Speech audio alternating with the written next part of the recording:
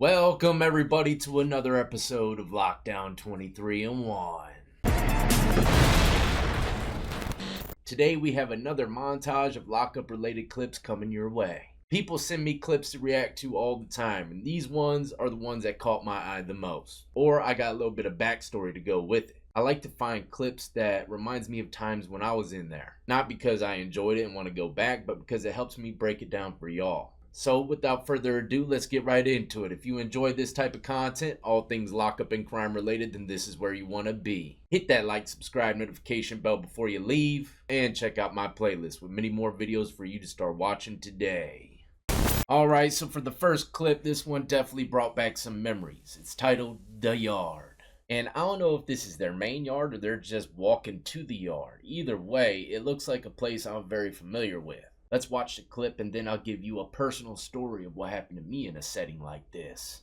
So like I was saying, I don't think that this little area is technically the yard, this is more of like the transport area to the yard and the housing units, chow hall, all that stuff. And usually, all the prisons I've seen, this is how you move around, to get anywhere. Now, like I said, I got a personal story to go with this, and it's coming from a prison called St. Bride's Correctional Facility. It's right there on the coast of Virginia Beach, so you got a lot of beach birds around, like seagulls, geese, ducks. Even bald eagles used to come to this yard and make their nest in the big light in the middle of the yard. Massive nests. Anyways, let's just paint a picture here, alright? Let's say all these guys are leaving chow, going back to the housing unit, and you see me walking there as well, dropping breadcrumbs to all the ducks, crows, seagulls, whatever the hell's flying around at the time. The ducks like the morning time. Seagulls came around mid-afternoon dinner. Either way, I was feeding them.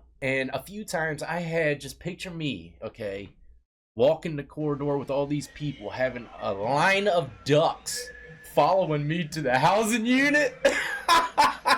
The inmates snitched on me to the lieutenant, sergeant, major, whatever, where they came on the intercom like the next day after they had enough of it, saying whoever ends up feeding the ducks from here on out is going to get written up. I couldn't believe it, right? Well, guys were just getting mad, saying that they were stepping on all this geese and duck poop walking back to the housing unit, getting on their state boots. Come on, man. It wasn't that bad, right? But I wasn't going to stop feeding them, man, So I took all that choke bread that they fed us on a regular basis. I would crumble it up and drop it out like Andy Dufresne as I walked. I was keeping it going low-key.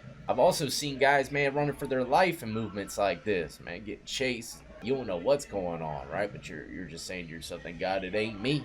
Yep. The yard.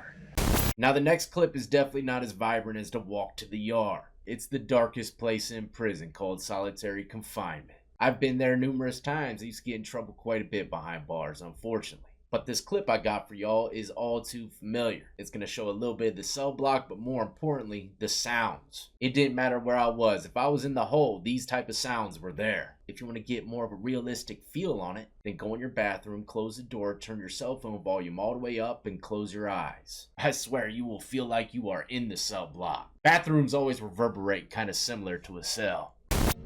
A frontline crew spent 4 months filming in the solitary confinement unit of the Maine State Prison.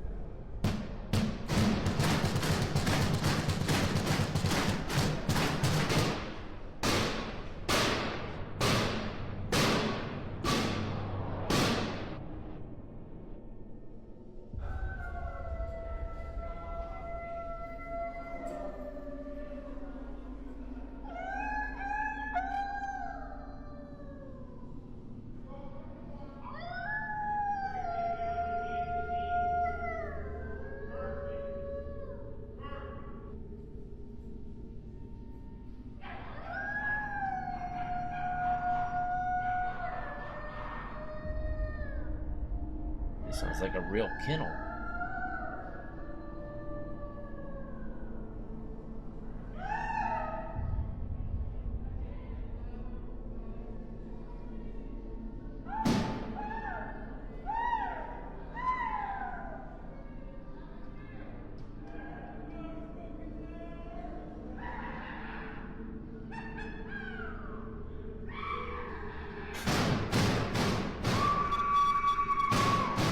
Oh, man. Hey, I'll tell you what, that would drive anybody insane. The constant smashing of the door. Oh man, he's losing it.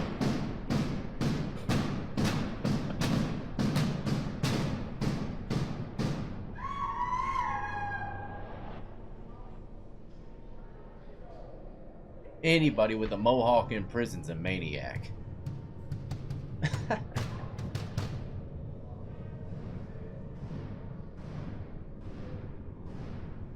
Do not go to prison, and if you happen to go to prison, don't get in trouble, man, because that's where you're gonna go. Straight side pocket action, man. You could lose your damn marbles back there. I've had plenty of people come on and talk about all their crazy experiences coming from the hole. If you ain't checked out the playlist of my interviews, you need to scope it out. Some great stories. Not to mention, I got another one coming your way. Someone who's done some serious time in Florida, and y'all might have seen him already out there in the social media realm. We should be getting it done tomorrow, so it'll be coming your way either this weekend or next week. Anyways, the hole, man, those sounds are very familiar. It ain't cranked up like that 24/7, trust me. They get tired, them legs get to hurting. Can't be doing donkey kicks all damn day. Then if they keep it going for really, really, really long, they'll come around with the gas canisters. Threaten them up a bit. Say, we'll spray you a few times if you don't shut the fuck up. So, yeah, right now as we speak, there's people snapping off in the hole. All across the country, too, man. It's crazy to think all them damn side pockets they got out there. Now, next up for all those correctional officers that chose the dark side. If you get caught, this is what's gonna happen to you. Nah, but for real, I have never seen nothing like this before in my life. Georgia corrections officer has uniform cut off his body because he was supplying contraband to inmates.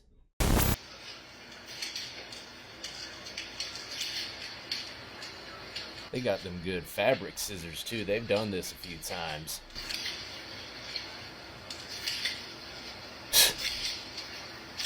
Georgia. Wait, hold on. It says WCSO. I don't know if that's Georgia, is it?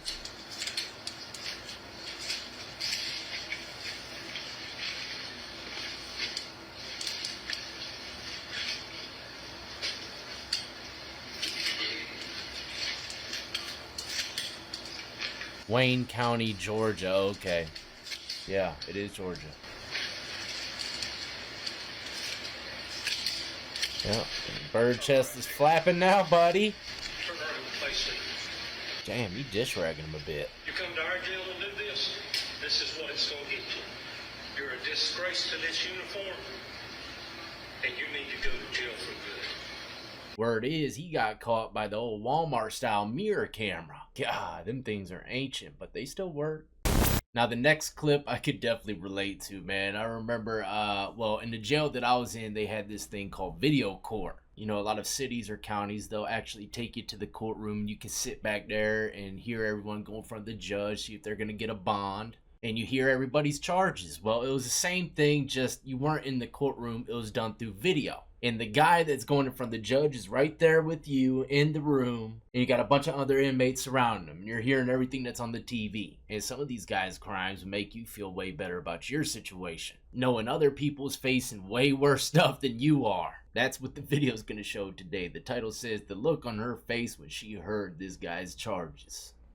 The look on her face when she heard the charges. Jeez. Okay, are you Jadarius Jones? Sneeze startled her a bit. Oh, all right, I have one. read the arrest and booking report. I do find there to be probable cause for the 4 charges against you. I am going to appoint the public defender's office to represent you. Mr. Jones, you've been charged with 3 separate counts of second-degree murder. You've also been charged with a separate count of armed robbery. You will be held without bond on all 4 of those charges. Your next court date is going to be February 7th, and that'll be in felony court. Now, this clip I wanted to show you all around Christmas time, but unfortunately I'm just now getting to it. Christmas dinner, prison style. What is that, the hamburgers from the vending machines at the Visit? I think it's what it is, and they ground up the patties. They're gonna throw away the bread. Hey, you know, I never thought of that.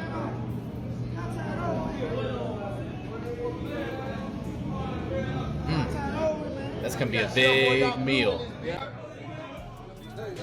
Hopefully they show the whole thing. Oh my!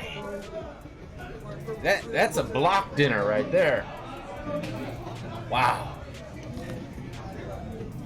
I would love to throw down on that. Look at the Kool-Aid. Damn.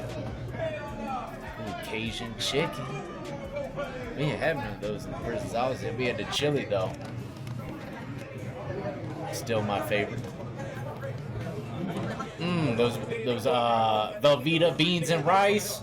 Can't find them out here. I ain't really been looking for them though. I need to start looking for those. What are they gonna do here with all this stuff? How are they gonna whip it up? They're frying the noodles in the microwave. Now we're talking. Oh man, they are whipping. That's kind of like fried rice style right here. Wow. I don't know if y'all think that looks good or not, but I'm telling y'all that is definitely gonna be delicious. Wow. Dress it up. That's right. Dress it up. Gotta make it look pretty now. Still looks a little bit like, oh my god, look all that cheese they got for it. Packs and packs.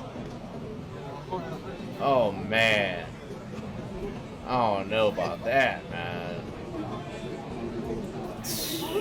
They're making a casserole now. That's gonna feed the whole dang cell block. Everybody get a couple tortillas and they just dip on in, man. See, I would add onions, bell peppers, garlic powder, onion powder, some Mrs. Dash, maybe pieces of broccoli for the diabetic or Muslim cats, cauliflower, some dates for a sweet treat in the end. Yeah, see, just slap that jank right on a plate and keep it moving. But that's a wrap, ladies and gentlemen. Hopefully you enjoyed the lineup of clips. Got a few laughs and, got a closer look at the inside of prison. I got plenty more content coming your way. Like I said, tomorrow got an interview lined up. Should be a good one, not to mention we got some more unfortunate news about an inmate losing his life. Like I said, there's a lot of them that's been happening lately. And this past one just happened, I believe, on December 14th. So be ready for that. And as always, until the next time, y'all be easy, be safe, and stay free.